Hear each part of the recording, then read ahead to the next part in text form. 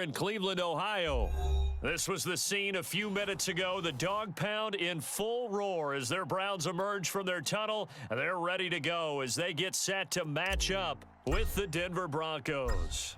Getting toward the halfway point of the NFL season, Week 7 is underway on EA Sports. And this will be a touchback as that sails over the end line.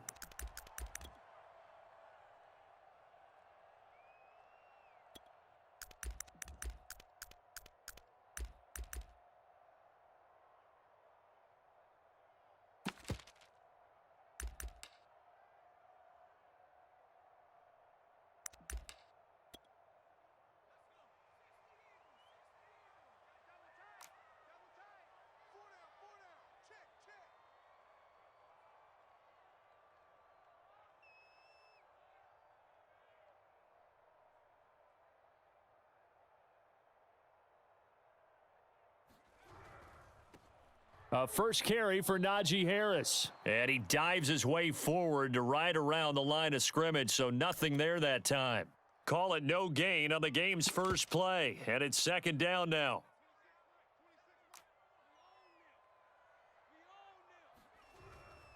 On the give, this is Harris. And he's going to get a good gain of 9 here up to the 34. Just play number 3 here on the opening drive, and it's an early 3rd and 1. Trying to pick it up on the ground with Harris. And he's going to have the first down at about the 38. Defense had a chance to get off the field here on the opening drive, couldn't do it. I know that we go into these meetings with coaches, and sometimes maybe we can get, a little bit numb because they're always going to talk about how important third down is, aren't they? Offense and defense. In this case, one capitalized, and the other, as you said, had a chance to get off the field and didn't get it done. So here's a 1st and 10 at the 38. Here's Herbert. That one taken in by T. Higgins. And taking it across midfield and inside the 45. Justin Herbert looking comfortable here in season number 2. He looked comfortable in season number 1 for that matter. But what's the game plan for defending and trying to limit him? Oh, you've asked a really difficult question there because you're right. Year 1, he looked like a 5-7-year veteran, and he's only going to continue to get better. But with a guy who throws such a pretty ball and has such a great arm, throwing the long ball has got to be a blast for him. And the Broncos get there and take him. Credit him with a sack as he buries him for a loss of 10.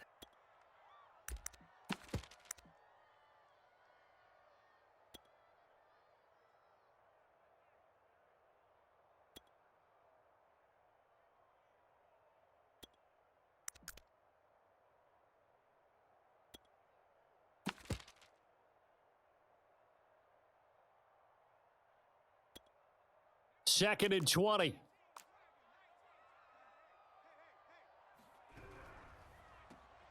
That's caught by Waller out left side.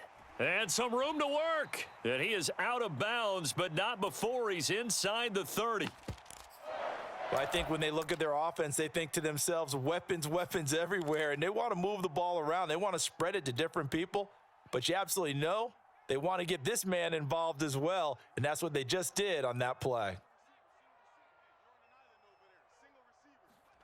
A play fake, and now Herbert to throw.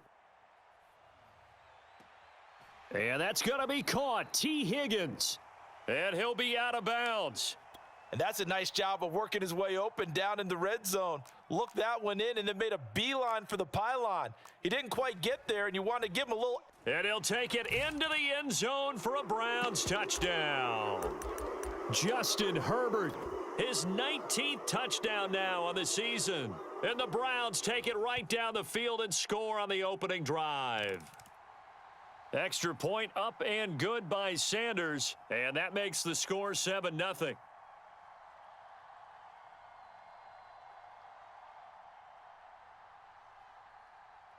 Now after the touchdown, ready to kick it away is Sanders. Takes it at the 7. And it's a pretty good return here as he'll get this up to the 29.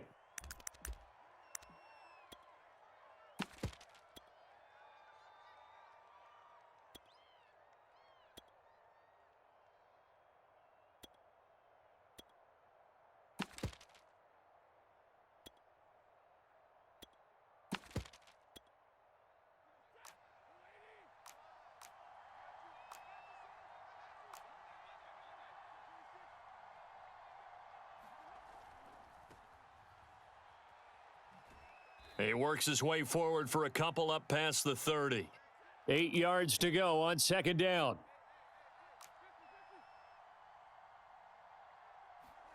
Now a play fake on the deep ball. He's got a man, complete.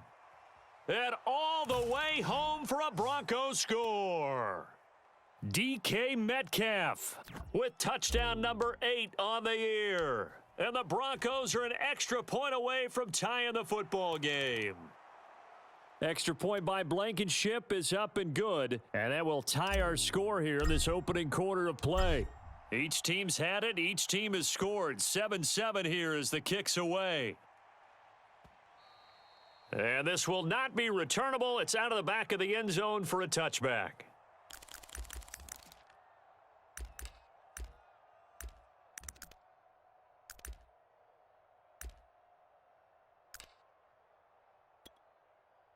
The Browns drive about to get started.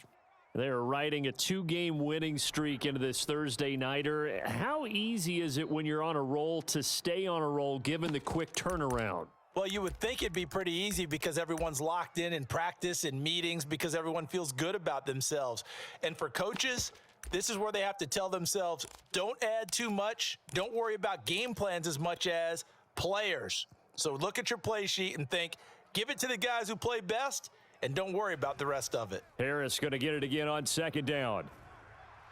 And they get him down, but not before he takes it across the 40-yard line. Well, they came into this game saying it was important that they set the tone and show that they can run the football. And I believe that they've done that here in the first quarter.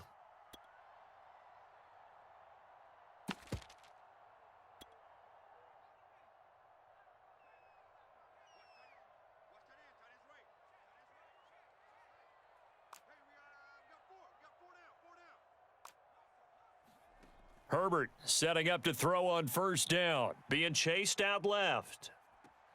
And he'll spot Higgins open left side. And he'll be taken down, but not before he works it past the 50. So a 1st and 10 now in Denver territory at the 47. A run with Harris out of the shotgun. And this time they were waiting for him as he'll be knocked down before he can get back to the line of scrimmage. He'll lose a yard there, and it's 2nd and 11.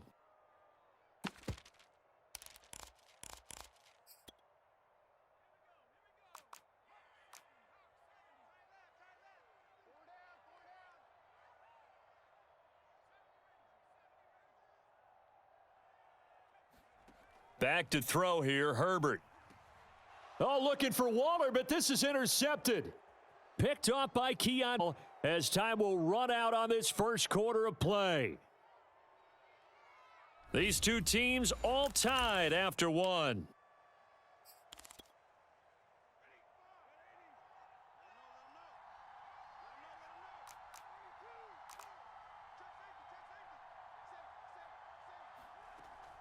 On 1st and 10, it's Mostert.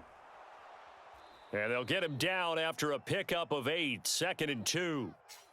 Decided to hand it off that time on the run-pass option. Appeared to be an easy decision. Just gave it inside. Nice steady gain.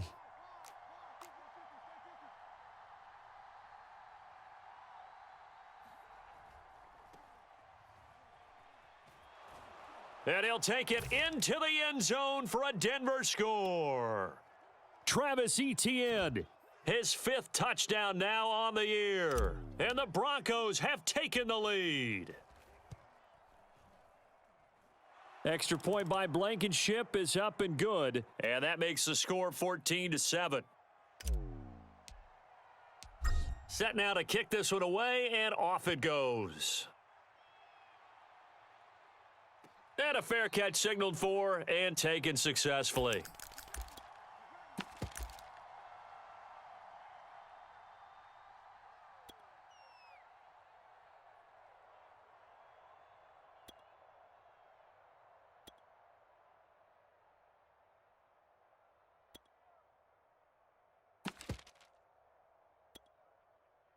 The Cleveland offense ready to go. That 7-0 lead of theirs short-lived as they've now given up 2 straight touchdowns to fall behind by 7. Yeah, but no cause for discouragement. He rifles one that's intercepted. picked off by Landon Collins. And they'll start out with great field position at the 47-yard line in enemy territory.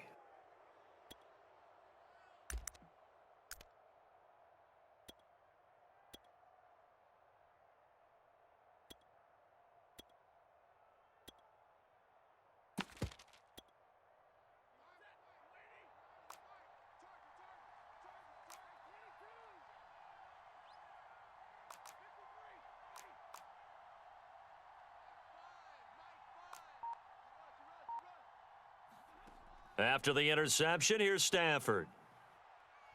Eluding the pressure right, and he'll just get rid of it. So much for the best laid plans and best designed plays. That was good coverage along the sidelines. No place for that one to get in there. It sails incomplete. Here's 2nd and 10.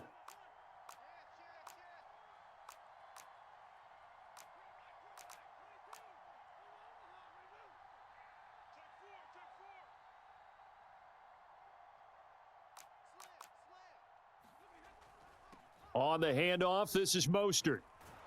And he's corralled, but not before getting it inside the 35. He's obviously a bit of a shorter running back. Sometimes when he goes up the middle like that, he gets lost in there, and then he pops out for 10, 20 yards. I actually asked NFL linebackers if that was true. Do you actually lose sight of some of the smaller running backs? And all of them confirmed that that can be a problem. Think of it this way. 2 of the top running backs in NFL history, Emmitt Smith, Barry Sanders, both 5'10". And this heads straight to the sideline. I don't think they're going to let him get away with that. Nope, they won't. Here comes the flag. They lose the yardage, and, of course, they also lose the down on the grounding call, and it's quickly 2nd and long. Stafford. And the Browns' pressure gets to him that time, and he's going to go down. Jamin Davis brings him down, and that's a play he's going to remember. The first sack of his NFL career.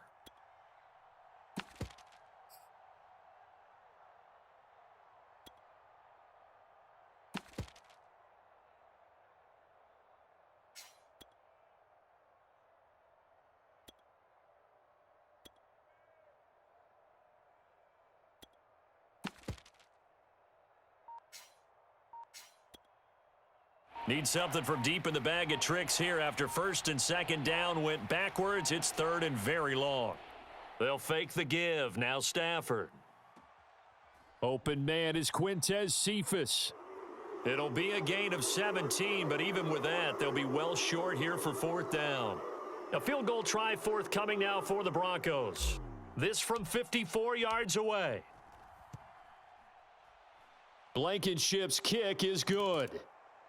That kick, by the way, Charles, a career long. Well, we did watch him in pregame, and he hit from this distance, so not a surprise.